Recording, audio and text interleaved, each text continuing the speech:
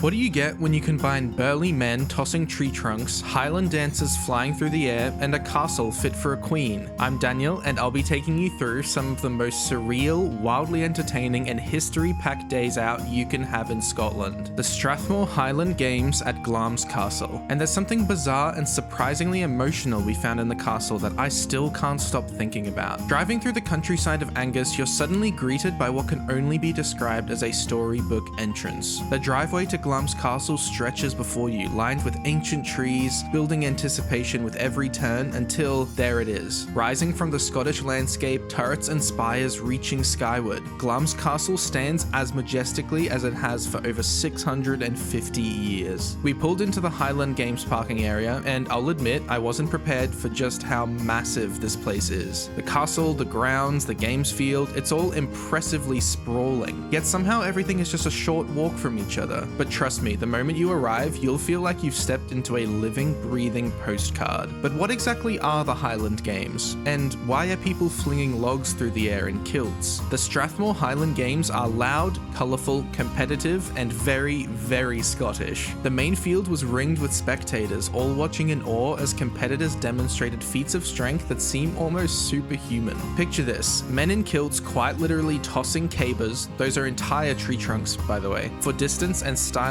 points. It isn't just impressive, it's jaw-dropping. The hammer throw, shot put, and weight for height competitions all showcase Scotland's strongman tradition, dating back to clan warfare. Meanwhile, the bagpipes fill the air with that unmistakable sound that somehow manages to be both haunting and exhilarating.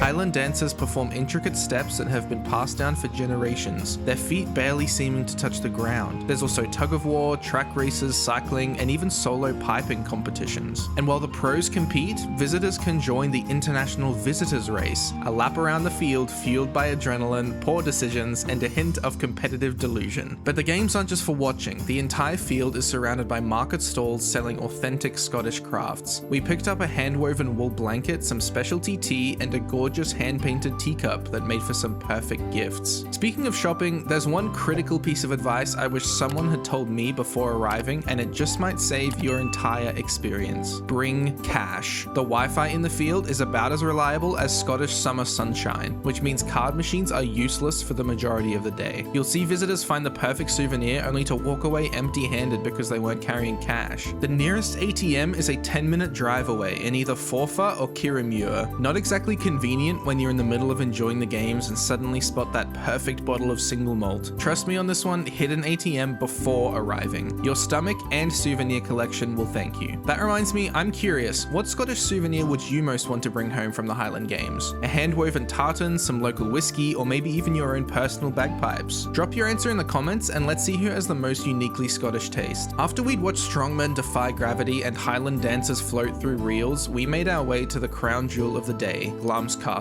Now, here's something crucial that needs to be highlighted. Your Highland Games ticket does not include castle admission. You need to purchase separate castle tour tickets, and I strongly recommend booking these in advance online because they regularly sell out, especially on event days. As we approached, the castle's grandeur became even more apparent. The intricate stonework, the towering facades, it's easy to see why it captured Shakespeare's imagination when writing Macbeth. And yes, the inside is just as grand as the outside. We started with a short film giving us the rundown of the castle's 650-year history, from being the inspiration for Macbeth to being the childhood home of the Queen Mother and the birthplace of Princess Margaret. But here's what no one tells you about the inside of Glamis Castle. The guided tour was a highlight. No photos or videos were allowed, which honestly made it feel more intimate. Our guide was passionate, funny, and filled with juicy stories about royals, secret passages, and even pranks pulled by a young Queen Mother. And while we couldn't film it, I'll say this, if you're into history, royal drama, and a good ghost story vibe, it delivers. The tour winds through lavish staterooms, intimate family quarters, and ends in a mini museum filled with treasures. A treasure trove of Highland dress, antique swords, and even a few castle replicas. Throughout it all, you're walking the same floors where royalty has walked for centuries. If you're planning your own Scottish adventure, here's my honest advice. The Strathmore Highland Games at Glamis Castle is absolutely worth building a day around. We did this as part of a weekend road trip from Edinburgh, and it was the perfect perfect cultural centerpiece to the journey. For those planning a visit on the next Highland Games, here's what you need to know. Tickets are £12 for adults, £6 for concessions and children, and £30 for families. Castle tours are separate and cost £18.50 per adult. Wear comfy shoes, you'll be walking a lot. Expect a bit of mud, it's the Highlands, embrace it. And most importantly, bring cash. Now that you know how to plan the perfect day at the Strathmore Highland Games and Glamis Castle, you're going to need to see how we fit this into our Highlands weekend road trip itinerary. Because if you don't, you'll miss out on some of the most dramatic castle ruins and scenic drives Scotland has to offer. We walk you through all of that right here.